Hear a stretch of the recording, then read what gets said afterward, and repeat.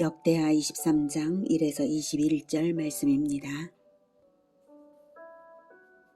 7년에 여호야다가 용기를 내어 백부장 곧 여로함의 아들 아사랴와 여호하난의 아들 이스마엘과 오벳의 아들 아사랴와 아다야의 아들 마하세야와 시그리의 아들 엘리사밧 등과 더불어 언약을 세우매 그들이 유다를 두루 다니며 유다 모든 고을에서 레위 사람들과 이스라엘 족장들을 모아 예루살렘에 이른지라. 온 회중이 하나님의 전에서 왕과 언약을 세우매 여호야다가 무리에게 이르되 여호와께서 다윗의 자손에게 대하여 말씀하신 대로 왕자가 즉위하여야 할지니. 사랑하는 형제 여러분, 12월 29일 목요일 저녁 목상에 오신 것을 환영합니다. 성군 여호사밧의 결정적 실수로 아들 여호람을 아합의 딸 아달랴와 결혼시킨 결과 여호람의 악정과 그의 아들 아하시아의 악정이 있었어요. 아하시아의 사후에는 급기야 아달랴가 다윗의 왕손들을 다 없애려고 학살한 후 자기가 왕위에 등극했는데요. 하나님께서는 다윗의 자손 그리스도가 오시기까지 다윗의 자손이 끊어지지 않게 하심으로 여호사브앗이 왕자 요아스를 숨겨서 성전에서 6년을 길렀습니다. 여호사브앗은 여호야다 제사장의 아내이고요. 그리고 드디어 제7년의 1절, 제7년에 여호야다가 용기를 내어 반정을 일으켰는데요. 반정의 목적은 3절 여호와께서 다윗의 자손에게 대하여 말씀하신 대로 왕자가 즉위하여서 다윗 언약을 이어가게 하기 위한 것입니다. 반정의 방법은 먼저는 1절에 백부장들, 여러 백부장들 이름이 나오고 있죠. 백부장들과 더불어 언약을 세워서 그들로 하여금 온 유다의 레위인들과 족장들을 모아오게 했기에 온 유다 백성들의 전폭적인 지지를 확보하여서 온 회중이 하나님의 전에서 왕과 언약을 세우게 한 것입니다. 하나님의 뜻이 분명한 언약으로 있고 제사장이 추진하고 온 백성이 따르면 사실 다 된 것이나 마찬가지죠. 하자가 없습니다. 자, 8절부터는 즉위식을 위한 준비입니다. 4절부터는 이제 너희는 이와 같이 행하라. 너희 제사장들과 레위 사람들 곧 안식일에 당번인 자들의 3분의 1은 문을 지키고 3분의 1은 왕궁에 있고 3분의 1은 기초문에 있고 백성들은 여호와의 전 뜰에 있을지라. 제사장들과 수종들은 레위 사람들은 거룩한즉 여호와의 전에 들어오려니와 그 외에 다른 사람은 들어오지 못할 것이니 모든 백성은 여호와께 지켜야 할 바를 지킬지며 레위 사람들은 각각 손에 무기를 잡고 왕을 호위하며 다른 사람이 성전에 들어오거든 죽이고 왕이 출입할 때에 경호할지니라. 하니 레위 사람들과 모든 유다 사람들이 제사장 여호야다가 명령한 모든 것을 준행하여 각기 소하에 안식일에 당번인 자와 안식일에 비번인 자들을 거느리고 있었으니 이는 제사장 여호야다가 비번인 자들을 보내지 아니함이더라.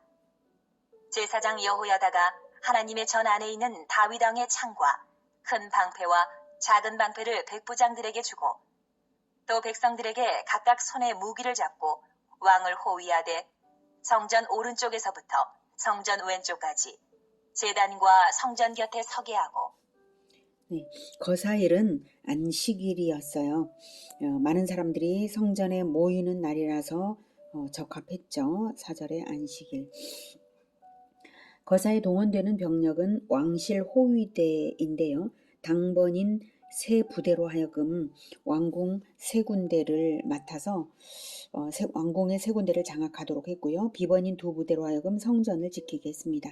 그리고 성전 뜰에 백성들이 모이되 성전에는 들어오지 못하게 해서 율법을 지켰어요. 성전에서 왕을 호위하는 병력은 레위인들이 수행을 했고요. 제단이 있는 성전 뜰에서는 백성들이 무기를 잡고 왕을 지켰습니다. 그리고 왕위 즉위식을 했습니다. 11절. 무리가 왕자를 인도해내어 멸류관을 씌우며 율법책을 주고 세워 왕으로 삼을세 여호야다와 그의 아들들이 그에게 기름을 붓고 이르기를 왕이여 만세수를 누리소서. 하니라. 네, 면류관을 씌우며 율법책을 주고 기름을 붓고 왕으로 삼은 것은 율법의 명령에 따른 것입니다. 요아스가 왕 위에 오르는 데에 절차상 하자가 없음을 나타내고요. 또한 자신의 독단에 의해서가 아니라 율법에 의해서 백성들을 다스려야 할 것을 가르쳐 주는 것입니다.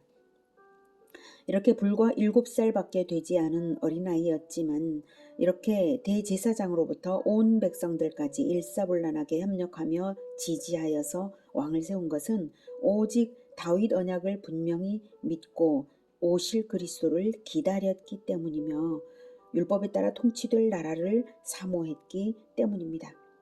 또한 이렇게 되기까지 하나님께서 다윗 언약을 위하여 유다와 다윗 왕가를 보호하시며 인도하신 결과입니다. 마귀는 아달랴를 사용하여서 다윗 왕가를 괴멸시켜 다윗 언약을 무너뜨리려 했지만 하나님은 한 번 세우신 언약을 반드시 성취하시는 분이십니다. 12절.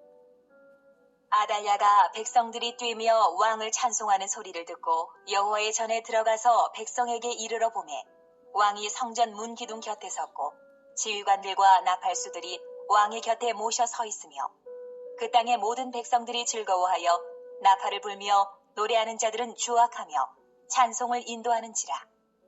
이에 아달랴가 그의 옷을 찢으며 외치되 반역이로다 반역이로다. 하매 제사장 여호야다가 군대를 거느린 백부장들을 불러내어 이르되 반열 밖으로 몰아내라. 그를 따르는 자는 칼로 죽이라. 하니 제사장의 이 말은 여호와의 전에서는 그를 죽이지 말라 함이라. 이에 무리가 그에게 길을 열어주고 그가 왕궁 말문어기에 이를 때에 거기서 죽였더라.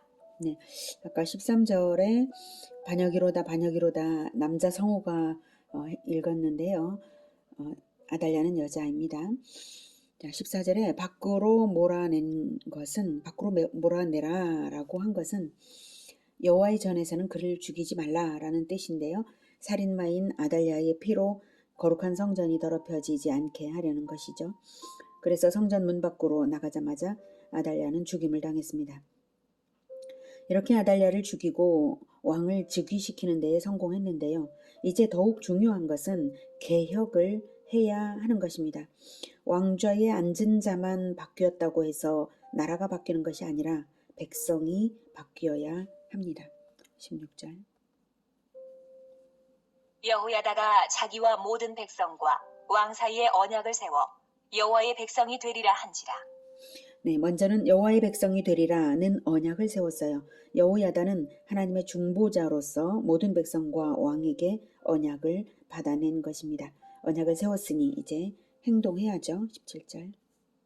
온 국민이 바알의 신당으로 가서 그 신당을 부수고 그의 제단들과 형상들을 깨뜨리고 그 제단 앞에서 바알의 제사장 마단을 죽이니라. 네, 행동화의 첫 단추는 바알 우상 회파와 바알의 제사장을 죽인 것입니다. 신정국가로 재건하는 일이므로 이것이 없이는 개혁이라고 할 수 없겠죠. 마땅히 할 일을 우선적으로 한 것입니다. 18절. 여호야다가 여호와의 전에 직원들을 세워 레위 제사장의 수하에 맡기니 이들은 다윗이 전에 그들의 반열을 나누어서 여호와의 전에서 모세의 율법에 기록한 대로 여호와께 번제를 드리며 자기들의 정한 규례대로 즐거이 부르고 노래하게 하였던 자들이더라.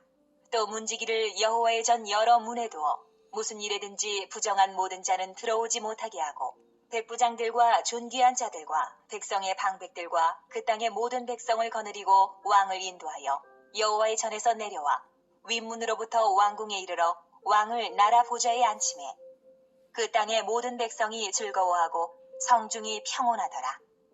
아달랴를 무리가 칼로 죽였었더라. 네, 아까 성우가 읽을 때에 18절에 다윗이 정한 규례대로라고 읽어야 되는데 자기들이 정한 규례대로라고 잘못 읽었습니다. 네, 다윗이 정한 규례대로 즐거이 부르고 다윗이 찬양대의 규례를 정하여서 그렇게 한 대로 했다는 것이죠.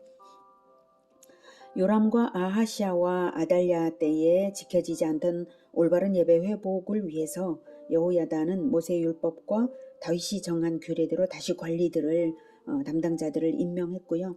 성전의 봉사 시스템을 다시 갖추고 성전을 거룩하게 지키게 했습니다.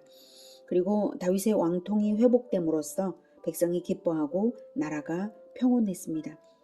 여호야다의 섭정은 물론 있었겠지만 결코 과하지 않았던 것을 이제 성경을 보면 알 수 있고요. 뭐 섭정이 있었다 이런 말은 없어요. 그러나 어쨌든 섭정으로 인하여서 생겨난 이런 아무런 문제가 없었으니까 그렇고요.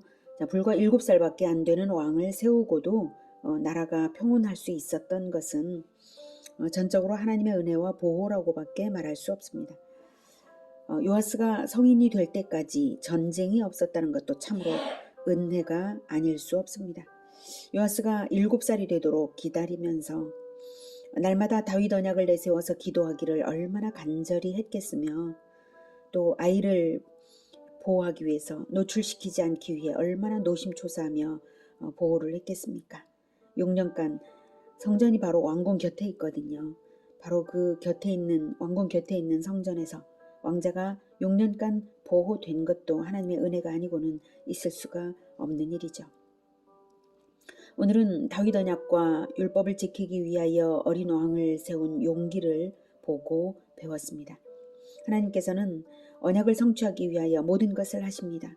그러므로 그 어떤 어려운 상황일지라도 하나님의 언약을 위하여 우리가 행하기만 한다면 하나님은 보호하시고 이루시는 분이십니다. 그리고 언약대로 행할 때에 기쁨과 평온을 주십니다. 어떤 언약이 우리에게 있습니까? 예수님께서 자기 피로 언약의 피를 삼으시고 우리를 하나님의 백성, 하나님의 자녀 삼으셨죠. 12사도를 12보좌에 등용하시고 믿는 자들에게 성령을 보내셔서 복음을 전하게 하시며 주님이 사랑하신 모범대로 주님의 모범대로 사랑하며 서로 사랑을 하고 죄인 구원을 위한 십자가적 사랑을 명하셨으며 모든 민족 복음화 제자화를 명하시며 하늘과 땅의 모든 권세로서 땅끝까지 동행하실 것을 언약하셨습니다. 그리고 마침내 왕으로서 재림하실 때에 최후의 심판을 거쳐서 새하늘과 새 땅을 주셔서 영원한 새 예루살렘으로 들어가 함께 사실 것을 언약하셨습니다. 그러므로 우리는 주님의 재림을 기다리면서 죄인 구원을 위한 십자가적 사랑을 계속 실천해 나가야 할 것입니다. 주님의 언약을 결코 잊지 않고 그 완전한 성취를 위하여 담대한 용기로 나아가는 우리 모두가 되기를 기원합니다. 기도하겠습니다. 하나님, 우리를 그리스도의 피로 언약 백성 삼아 주셔서 너무나 감사합니다. 그리고 이제 다시 오실 것을 약속하시고 모든 언약의 요구를 십자가에서 다 치러 주신 것을 너무나 감사합니다. 이제 남은 것은 우리가 예수님 오시는 것을 기다리며 복음과 제자와의 길에 주님의 모범을 따르는 것, 그것밖에 없음을 생각할 때에 우리가 나아갈 길은 너무나 분명하고 밝습니다. 그리고 우리 주 예수님께서 하늘과 땅의 모든 권세로서 우리와 함께 하신다고 하셨으니 아무것도 두려워하지 않고 오직 모든 민족 복음화 제자화를 위하여 십자가적인 사랑으로 따르겠습니다. 주님, 우리를 도와주시옵소서. 성령으로 충만케 하셔서 하나님의 뜻을 온전히 이루어 주시옵소서. 예수님의 이름으로 기도드립니다. 아멘. 이어지는 시간은 개인 기도 시간입니다.